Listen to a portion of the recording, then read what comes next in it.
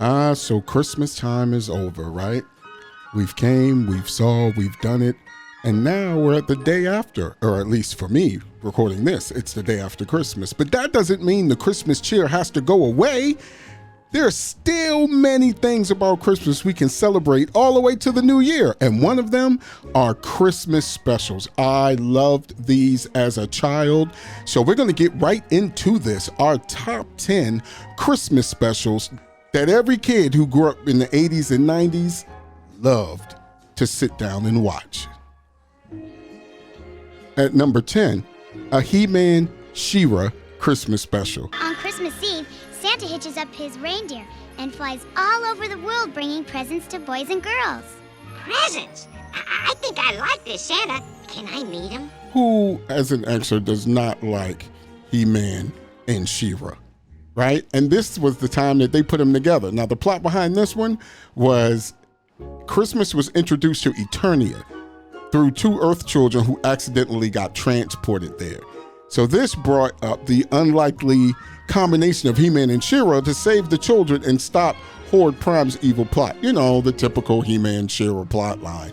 Also in this one, Skeletor seems to gradually catch the Christmas spirit and even saves lives in this one. This was a fantastic Christmas special that a lot of boys and girls enjoyed back when everything was a little more wholesome and just great family entertainment that everybody could sit down and watch together. At number 9, we have a Garfield Christmas. Hey, Garfield, guess what today is? Listen carefully, John. I don't do pop quizzes before breakfast, okay? Originally aired December 21st, 1987 on CBS, A Garfield Christmas, which was created by the original Garfield creator, Jim Davis, seemed like a staple to watch every holiday season. If you didn't see this one is about Garfield, John, and Odie visiting John's family farm for Christmas, meeting John's grandmother, parents, and brother Doc Boy. I know, Doc Boy, huh? Garfield discovers old letters between Grandma and her late husband. And this episode features Grandma sharing memories of past Christmases. And see, this is back when things had a theme. The theme of this was family traditions and rural Christmas celebrations, the importance of family connections, remembering loved ones during the holiday, and looking past materialism to find the true meaning of Christmas. This one is definitely one of the better Garfield specials ever, and definitely holds a place in my heart and many extras alike. At number 8, we have a Flintstone Christmas. What's next, Bon? It looks like the A and BC market for Christmas crumble cake and 2 boxes of Turkeysaurus helper. This actually first aired in one of the greatest years ever on Earth, which happened to be my birth year in 1977. This was one of several Flintstone holiday specials produced after the original series. And of course, it is by the great Hanna-Barbera. This one, Fred takes on the role of prehistoric Santa when the real Santa gets sick. Wilma and Betty help make toys for all the Stone Age children, and Fred has to balance his new Santa duties with Mr. Slate's demands at work. This is a classic. I don't know anybody growing up in my generation that did not rock with the Flintstones. The Flintstones are a staple, even though Hanna-Barbera made many versions of the Flintstones, i.e. the Jetsons. However, this was the original, this was the OG as they call it, and this was a regular holiday rerun for many years, and it still remains a nostalgia favorite for Flintstone fans. This blended traditional Christmas themes with the show's Stone Age humor, and I absolutely loved it. At number 7, The Simpsons Christmas Special. Oh, can we keep him, Dad, please? But he's a loser. He's pathetic. He's a Simpson. Now, wait a minute. I understand. This is not actually a Christmas special per se, but this debuted on December 17th, 1989 as the first full-length episode of The Simpsons. This was called The Simpsons Roasting on an Open Fire. Now, if you all forgot, Xers and non-Xers, The Simpsons started as shorts on the Tracy Ullman Show. So this was a big deal that this was their very first episode. Now, the plot and significance of the episode, there was a lot going on here. Homer got his Christmas bonus and then went to the dog track to gamble it. Bart got a tattoo after he wasn't supposed to, and they had to remove it. Then they found and adopted Santa's little helper. There was a lot going on, but it was a great episode. This definitely opened up to some rocky reviews because parents, our parents were not feeling Bart Simpson and the humor of the show. However, this turned into a classic as the years went by, and who knew that The Simpsons would blow up to be one of the greatest shows ever to be on television. So I'm just proud to say that I actually watched this episode when it aired, and I've been a fan of The Simpsons ever since. So this was great. At number 6, we have The Muppet Christmas Carol. Hello! Welcome to The Muppet Christmas Carol. I am here to tell the story. And I am here for the food. The Muppet Christmas Carol was released on December 11th, 1992. Though it was not a TV special, this was actually a feature film. It was the 4th theatrical Muppet film, but it marked the first Muppet movie released after Jim Henson's death in 1990. This Muppet Christmas Carol was fantastic. It was an adaptation that uniquely blended Dickens' original story, Charles Dickens that is, with Muppet humor while staying surprisingly faithful to the source material. Michael Caine, who played Ebenezer Scrooge, did a great job on how he treated the Muppets as serious actors and refused to play it for laughs. The clever casting choices such as Gonzo as Charles Dickens, the narrator, Rizzo the Rat as comic relief, and Statler and Waldorf as the Marley Brothers. Memorable songs from the movie like One More Sleep Till Christmas and It Feels Like Christmas added real depth to this story. If you let me tell it, Gonzo and Rizzo stole the show narrating. I loved it. This was also, I was big into the Muppets anyway. My favorite Muppet, Gonzo and Fozzie, all the way, quickly followed by Ralph and Kermit. But this was a childhood staple for many. And when this was released on home release, such as VHS, this became a staple to watch every Christmas. I really wish the Muppets could be appreciated nowadays because they were fantastic and a big part of my childhood. At number 5, we have Mickey's Christmas Carol.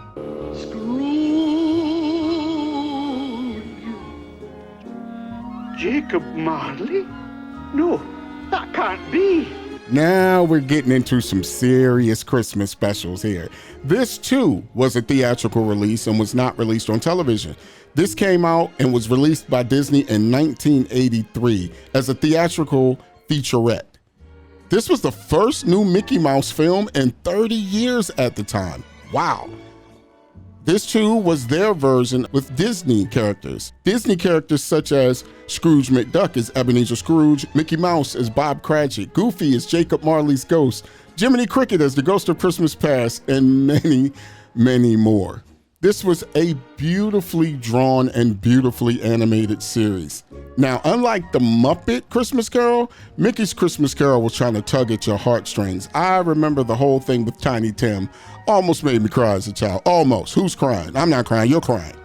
Almost made me cry as a child. But this one was definitely a big childhood staple at Christmas time. Who didn't love Mickey Mouse? Who didn't love Disney back then? And this just made the season feel just that much more bright as we gathered to watch this classic. At number 4, Rudolph the Red-Nosed Reindeer.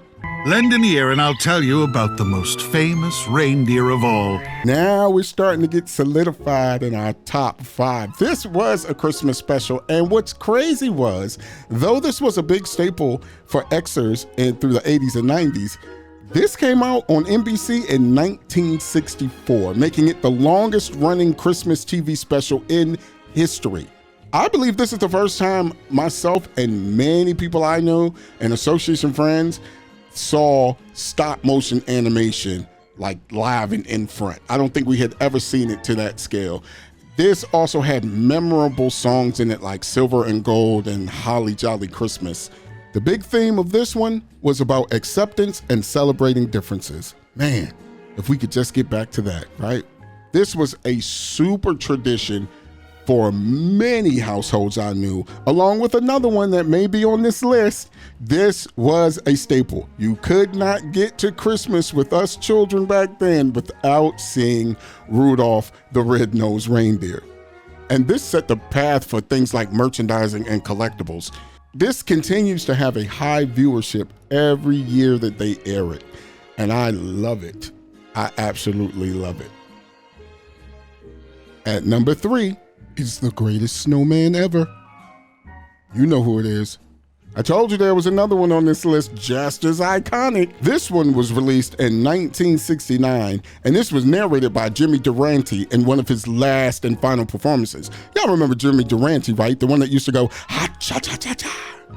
Yeah, no, just me? Okay, well, go back, Google Jimmy Durante. He was a fantastic talent. So what was this one about? For those of y'all that may have been living under a rock, you had Professor Hinkle, the failed magician who originally owned the magic hat, Karen, the little girl who helps Frosty, and the magical silk hat that brings Frosty to life. Now, you also had some sad parts like the greenhouse scene with Frosty melting, but we're not going to focus on that. This was fantastic. It was definitely a holiday television tradition, and usually in most areas, if you saw Rudolph, Frosty was playing right behind it, or vice versa. This had memorable quotes in it like, "Happy birthday," when Frosty comes to life. I was always like, my man Frosty, he really gets it. He understands and loves and appreciates life. The original air date was December 7th, 1969 on CBS. This continues to air annually during the holiday season and influenced, just like Rudolph, other later Christmas specials. This one resonates with multiple generations of viewers. I know my son likes it as well, and he's nowhere close to an Xer. At number 2, The Grinch That Stole Christmas. You're a mean one, Mr. Grinch. This one's debatable. A lot of people put this one at number 1. I have it in the number 2 slot. I did love it though. This was actually animated and directed by Chuck Jones of Warner Brothers Animation. Don't know who Chuck Jones is? Did you watch Looney Tunes? Because he animated a lot of Looney Tunes cartoons. This distinctive Dr. Seuss style brought to life by Chuck Jones's signature animation was almost perfect. Everybody I know, everyone, do you hear what I'm telling you? Everyone liked The Grinch Who Stole Christmas and terrorizing Whoville. The iconic song You're a Mean One, Mr. Grinch became an instant holiday classic after this came out in the year of our Lord 1966. Now, we talked about other shows having an influence on Christmas specials, but this one had a major impact as far as Christmas special goes, and this now is still just as popular today as it was when we were growing up. This special and this story epitomized the meaning of the Christmas message. The Grinch's character transformation warms almost anyone's heart, especially when dealing with Cindy Lou Who. Who? Cindy Lou Who? Who? Cindy Lou? You know what I mean. Cindy Lou Who? Her innocence and impact on the Grinch's heart was phenomenal. This is a special that no matter what age the child is, when they were born, whether you are a Zer, whether you're a Gen Alpha, Millennial, Boomer, Xer, everyone I know loves this. And this is a Dr. Seuss timeless classic that I thoroughly enjoyed as a child. And at my number 1 spot, it has to be for me, A Charlie Brown Christmas. Charlie Brown, you're the only person I know who can take a wonderful season like Christmas and turn it into a problem. Believe it or not, though, I know a lot of people who love this. I love it. When this came out, this was heavily criticized and caused a lot of controversy. I know, right? Charlie Brown in the game causing controversy? Let me tell you why. 1, the bold religious messages that was in it, like Linus's Bible quotation and those type of things. and Charles Schultz's insistence on keeping the spiritual message rubbed some people the wrong way. Then you had things like the anti-commercialism message, with Charlie Brown's criticism of aluminum Christmas trees, the symbolism of the small natural tree, and how the message resonated during the 60s consumer boom. There were a lot of little things that people stuck in here as a kind of like F you to the man, whether we saw it or cared about it or not. This came out in 1965. This was heralded for its simple cartoon style and Vince Guaraldi's innovative jazz score that broke Christmas special conventions. It was the first time he had a nice little funky jazz track to everything that I actually love. I still like listening to it. And how do you not love the Christmas Time Is Here song? How do you not like that? Initially, CBS executives were disappointed with the finished product. Wow, it was a rushed 6-month production schedule. They did all of that. Knowing what we know about animation, they did all of that in 6 months. That is incredible. But this gave us probably some of the most memorable and iconic scenes of any Christmas special. The iconic dance scenes, Linus's blanket and wisdom, Lucy's psychiatric help booth, Snoopy's decorated doghouse. Like, come on, this had everything you could want in a Christmas special, and it still lies as my #1 Christmas special that every time it airs, I have to sit down and watch it, no matter what. But that's it. That's my top 10 Christmas specials coming through the 80s and 90s. Did I leave anything out? Was your favorite in there? Was it not in there? Let me know which one you loved or which one we left out, or which one you just absolutely weren't into. I thank y'all for taking this ride with me. Let's continue to have a happy holiday all the way through the new year, and I will definitely see you soon, and we're going to have a fantastic 2025. Y'all be safe, and you know, as always, love you, love somebody else, and I will see you soon. Happy holidays, everyone. Enjoy.